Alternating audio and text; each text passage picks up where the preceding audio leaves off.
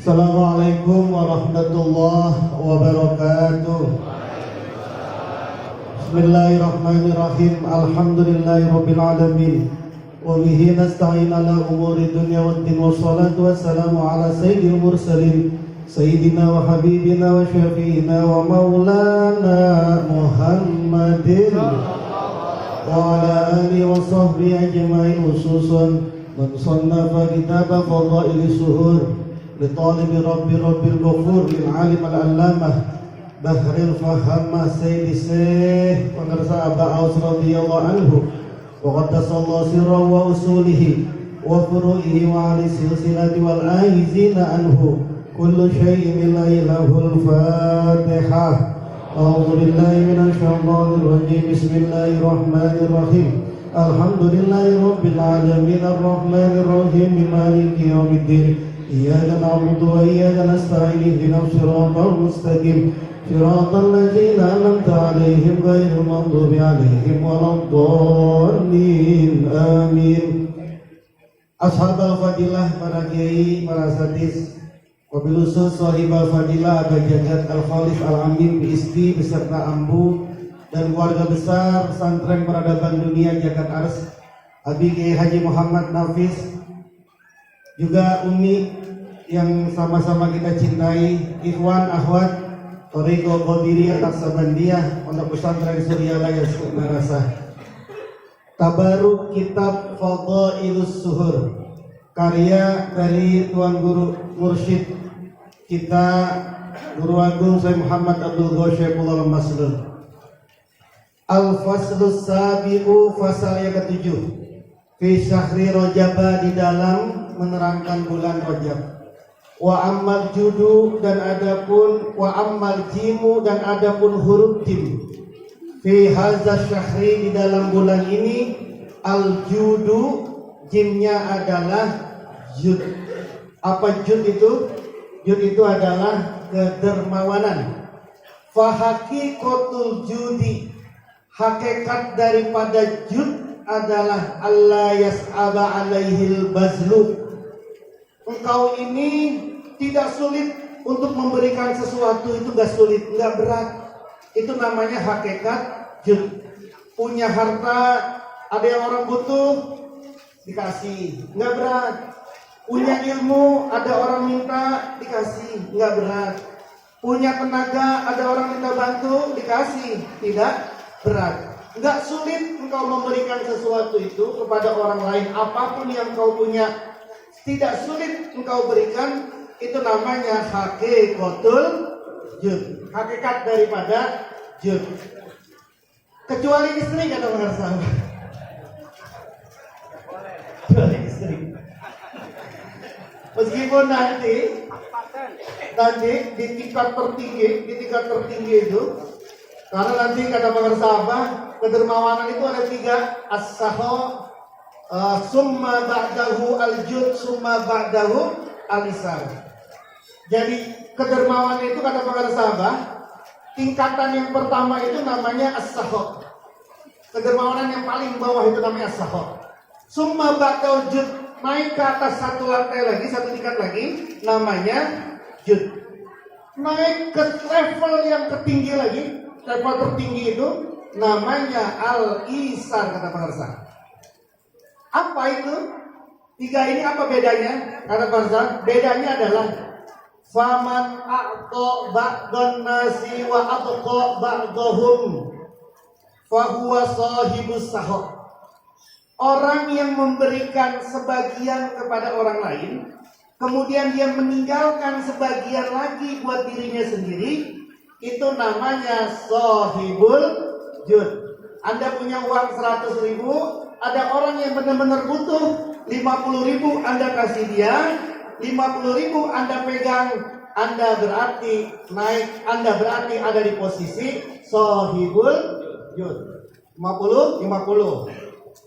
Wa man bazala al-aksara wa abqa li nafsihi syai'an wa huwa sahibul jud, kata Abah.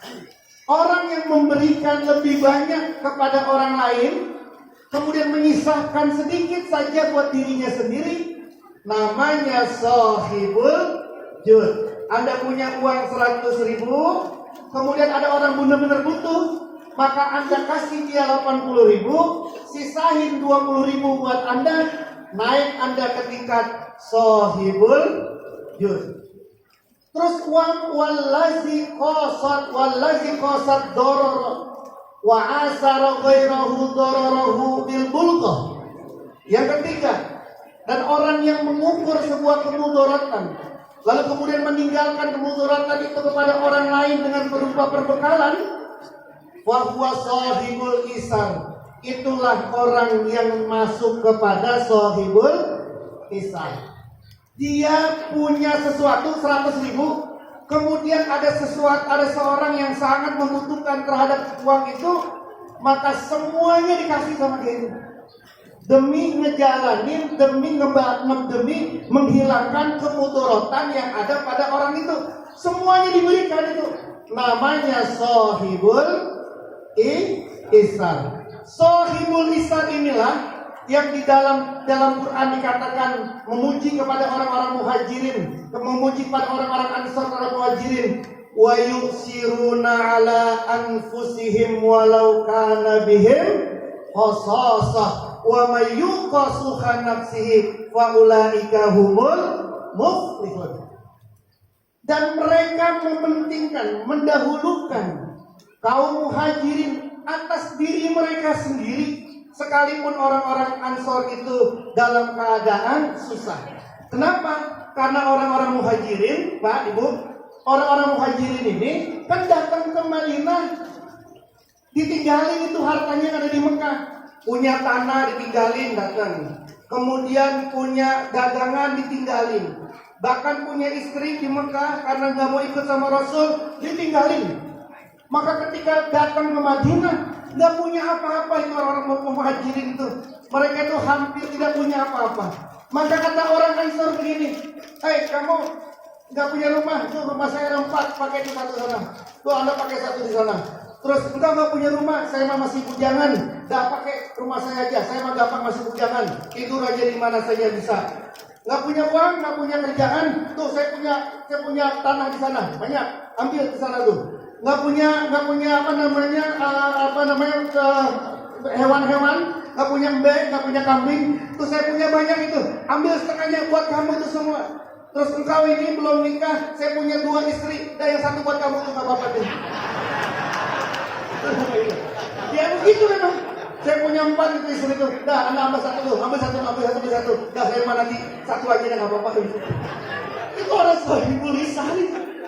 Sahibul lisan. Sebegitunya para orang-orang muhajirin, orang-orang muhajirin sebegitunya, orang-orang Ansar sebegitunya kepada orang-orang muhajirin. Maka mereka dipuji sama Allah. Wa yusiruna ala anfusihim walau kana bihim khasasah wa may yuqasuha nafsi. Orang yang terjaga dari kikirnya, terhadap dirinya kikir, fa ulaika humul muflihun. Mereka orang-orang yang sangat beruntung. Pemirsa, Abah kemudian memberikan contoh, memberikan cerita di dalam kitab ini dengan cerita yang sangat menyayat hati, mengharukan sekali.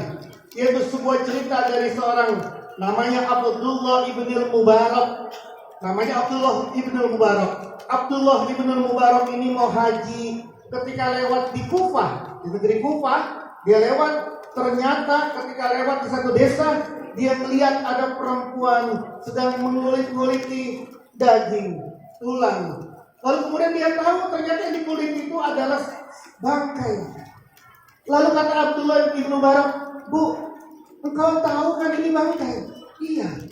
Terus kenapa engkau masih makan? Kan haram bangkai itu. Kata perempuan, Pak, mohon maaf, saya sama anak-anak saya ini sudah sangat kelaparan. Beberapa hari gak bisa makan, gak punya apa-apa. Tidak ada apa-apa lagi yang saya bisa makan kecuali bangkai. Fazahaba wa hamala kiswatan wazadan. Maka kemudian Abdullah ibn Mubarak ini pergi, dia ambil semua itu perbekalannya, hartanya diambil, kendaraannya diambil, perbekalannya diambil semua. Kemudian dia datang itu ke tempat orang itu, perempuan itu diketok-ketok. Kemudian dia ambil semua ini perbekalan, ambil semua perbekalan.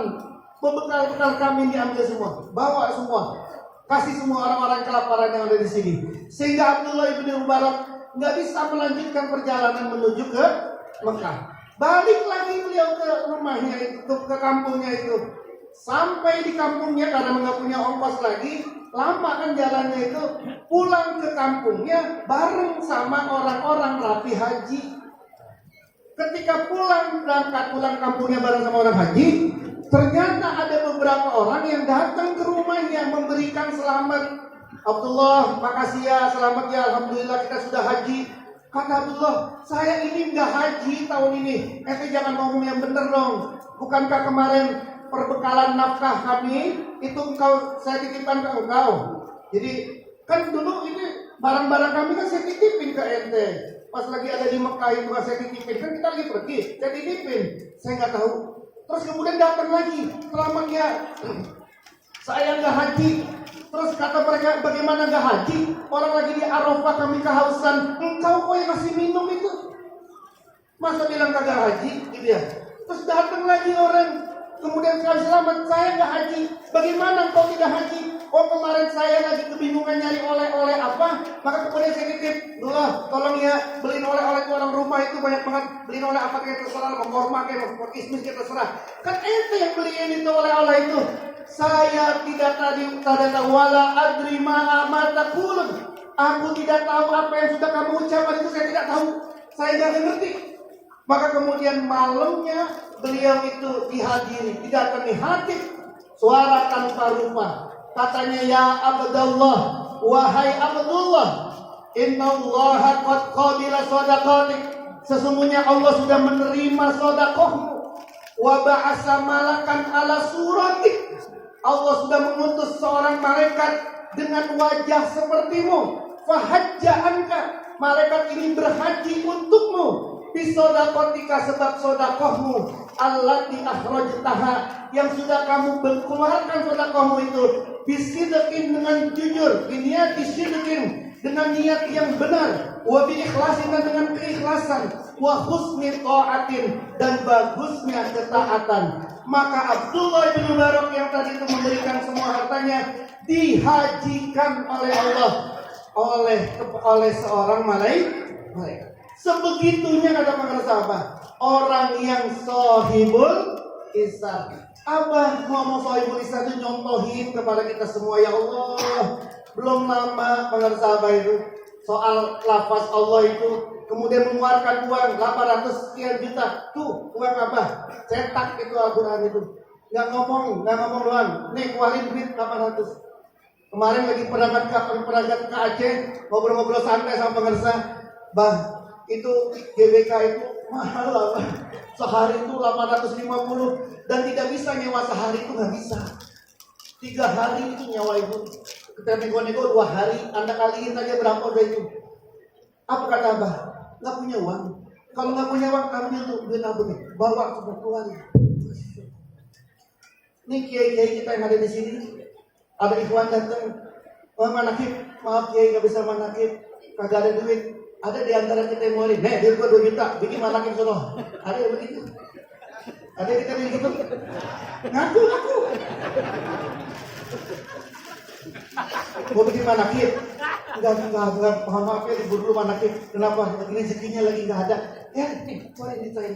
Kata uang ketal kiri, kata mubaliknya, nih duit saya pakai. Dah, bikin manakib sono. Ada yang begitu gitu.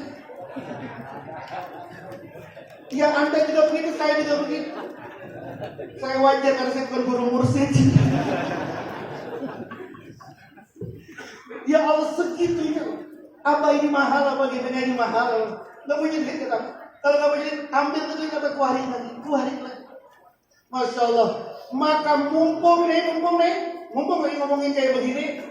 3 September ulang tahun ke-118 bendera merah.